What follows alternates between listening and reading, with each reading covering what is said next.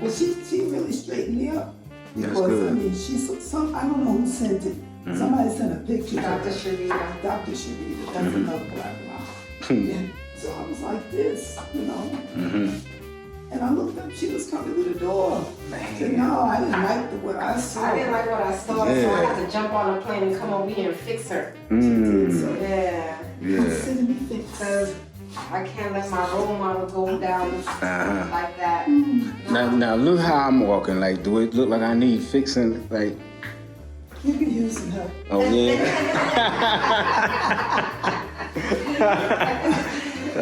Real.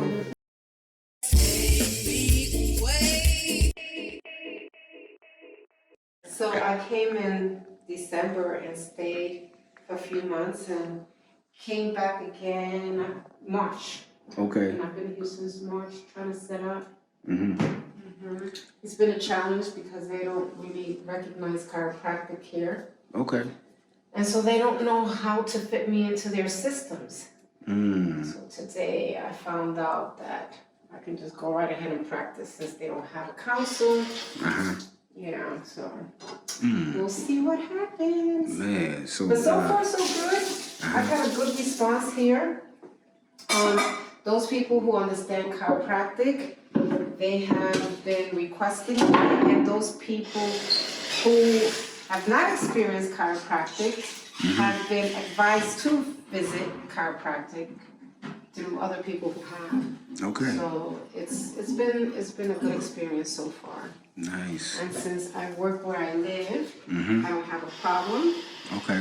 I like to keep it simple. That's nice. So your whole chiropractic office is here? It's downstairs. I have the downstairs. Okay. We live upstairs and I work downstairs. That's awesome. So I'm setting up the office now as we speak. So can you see yourself going back to New York to live? No. Oh yeah. No. I can't see myself going back to America. I can't see myself not living there. Visiting, yes, but not living there. I've been in Africa for 10 years, going on 11 now. So this is home to me. Okay. So where were you at before Rwanda? Ghana. Ghana, okay. I was in Ghana for 10 years. And you did your chiropractic work over there too? I had a practice over there. That's awesome. Successful practice, and now I'm here, enjoying this beautiful weather and the scenery and the peacefulness. Yeah. I can't complain. It's Nice. Yeah, so what's the difference between here and Ghana? good. A lot of difference. Let's start with the cleanliness. That's the first thing. Corruption.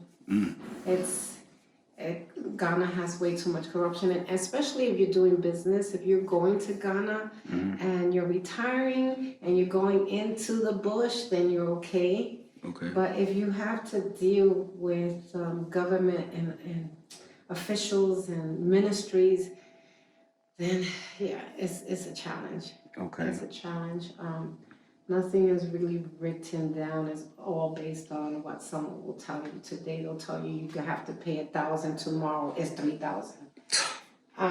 There's just a lot of corruption in Ghana. Okay. And it's at every level from the ground up. So here I haven't experienced that. As a matter of fact, I've had difficulty getting a license here, even though I have one in the States and I have one in Ghana. And it has been mostly because they're more interested in protecting their people. Okay. Yes. It has nothing to do with paying me under the table. Yeah. So that has been a really pleasant experience. It's been a challenge to set up, but I have the understanding as to why. And I like that. I find that the people are extremely much more honest here. Okay. I haven't had a situation where anyone has come even into my home and stolen from me. Whereas Ghana, I experience that way too often. Like I said, the cleanliness here, this city, this country, the whole country, is not just Kigali, but the whole country is clean. True. And it's just so peaceful. It's just extremely peaceful. It is. And the scenery. When you step out your door or you look out the window, you just see nature at its best. And the air is clean, the temperature is beautiful, it's not sweltering heat. And so yeah, there's so many things I love about here. And I have to say, one of the number one things for me is the level of energy. I'm a chiropractor, so I work with energy. Yeah. And the energy here is just so serene, so peaceful. I feel like I'm getting better results here than I did in Ghana. And I did exceptionally well in Ghana. But here, I wake up in the morning, and I don't know if you've ever felt your heart just open up, and you feel that love and that peace and that tranquility and that desire to serve. So at one point in time in Ghana, I felt the stress was so much, and the having to go to work, it felt more like servitude. Okay. Here, it feels more like service for me. That's beautiful. Yeah, so I'm in love. And that's the feeling I have every morning when I wake up with my heart swollen, my heart chakras open. I'm in love. Man. It's a wonderful feeling. Cool. And we are now doing a 21-day raw diet. Okay. So every day we're having several meals throughout the day. You can see how we all have all these little cut greens, and it's just been wonderful. The markets here are very nice as well. And I don't mind going to the markets in Rwanda because you walk around and it's clean. And they have set prices for the most part. I mean, you have to, you have to bargain with them, but not to the point where they refuse to sell me because I'm not willing to pay foreign prices. Yeah, which is what I experienced a lot in Ghana. And then a local will come and they will actually sell it to them for less than what I was willing to buy it for. So, yeah. The only thing I miss about Ghana, fresh coconuts. We get dry coconuts, but fresh coconut is the only thing I can say that I miss. And then I also miss those people that I left behind, those people that are dear to my heart. Okay. But hopefully I'll bring them down. Nice. You don't have to bring them nowhere. They'll just show up. Yeah, because I have somebody coming in to, well, I get patients that fly out to see me. Man. So I have one that's coming on the 7th. Today's the 2nd. And then we have another lady who's coming on the 14th. I just had someone that came last Monday. Yeah, so they're coming through. They're coming through. That's when I was awesome. in Ghana, they would come from other places, from the U.S. and Man. See, she ain't trying to hide from nobody. I was trying to hide. yeah. Every time I looked up, somebody was coming through the door. One lady told me just not too long ago, I had a book review, and my book is Returning Home Ain't Easy, but it sure is a blessing. Okay. And for $25, you can get a copy of that book. It'll make you laugh, it'll make you cry, it'll piss you off, it'll inspire you to come to Africa. So this lady was telling somebody, she said, she saw me on your program. Don't blame this on me now. So she bought the book. She said she used to sit up in bed and read the book to her husband. And then her husband died. Ooh. So and they were talking about coming to Africa. So her husband died, and she grabbed her daughter and said, first she was going to Ghana. Yeah, we're going to Ghana. And then somebody said, Mama One Africa is not in Ghana. She's in Rwanda. She changed her plans. When I looked up and he was coming to the door, I was like, what? She said, I've been watching you. Man. And I saw you in this beautiful apartment that Unapologetic interviewed you. And somebody told me, said, no, that ain't Ghana. She's in Rwanda. Man. And she showed up. I was like, really? Yeah, she's not the only one that followed you here. Remember, I followed you. I as know, well. I already told them that. Yeah, they follow me, so it Yeah. must not be all bad. No, you're all it's good, not. Mama. I guess they figured, well, if that old lady can. If you can do it, we can do it. No, it's not. Yeah. You know, the fact that you're fearless, and you have so many people that follow in your footsteps. I got Yes. more children, sons and daughters. Oh yeah, I'm your son. Okay. Yeah. You got $200,000 that you want to part with for a project. So you've been out here for a while, and I know you always have projects going on, Mama One. You all constantly have something going on. Project person. Yeah. So what are your projects and how are they going nowadays? Well, we have several projects. We have the Weru, I gotta pronounce it right, Weru Women's Project, which is to economically empower women who are survivors of the genocide. And in doing that, it meant teaching them a trade that would make them marketable and entrepreneurial. So 2 years down the line, phase 1 of the project, I have 10 women who are sewing and designing at international standards. They have started their own cooperative, and I was able to secure some land next to the place where we're currently being housed to be able to build our first textile training center. And that's my biggest project. You know, that's my heart of hearts project.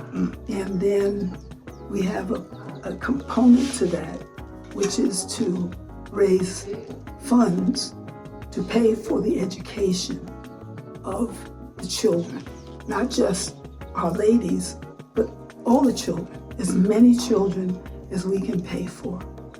So we pay for the school fees for our women because most of them, all of them, are widows and they have 4, 5, and 6 children. That's a lot. It is. Okay. So that's one of the projects that I'm working on. Looking for, trying to raise $200,000 Okay. for phase 2. Phase 2 is the putting up of the building. It's bringing on 10 or 20 more women to do the same thing. Okay. And they're not all coming from the same location. We're going to take them from other reconciliation villages. So that's our big project right now. That's beautiful. And I want to ask you right now, like, if someone wants to donate, what's the website or how do they donate? They can go to our website, which is www.weru, R-W-E-R-U, Weru Women, W-O-M-E-N, Center, CENTER.com. And you can donate through Zelle. We have another, can't remember it just off the top, but I'll get it to you. We have another email address just for the project. Or if people have, want to inquire, have questions, want to donate, they can do it through Momo, they can do it through cashapp, they can do it through Venmo, okay? Okay. And,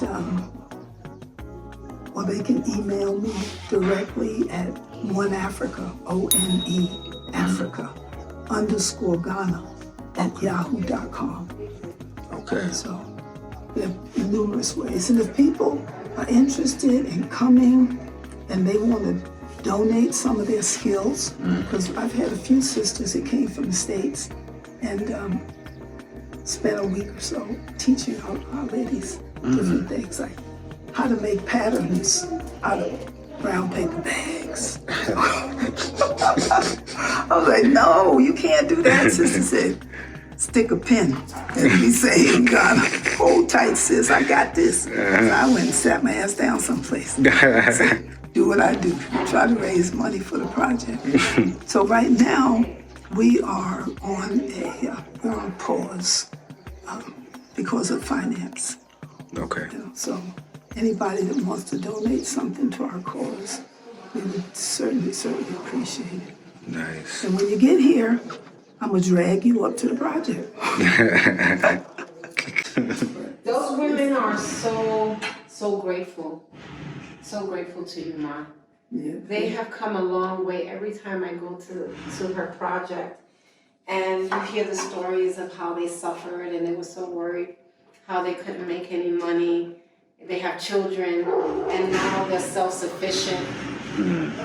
You have a chiropractic business? Do you want to share it? Yeah, I do. Okay. It's dr.industrioso@gmail.com, and industrioso is spelled INDUSTRIOSO, like Okay. industry.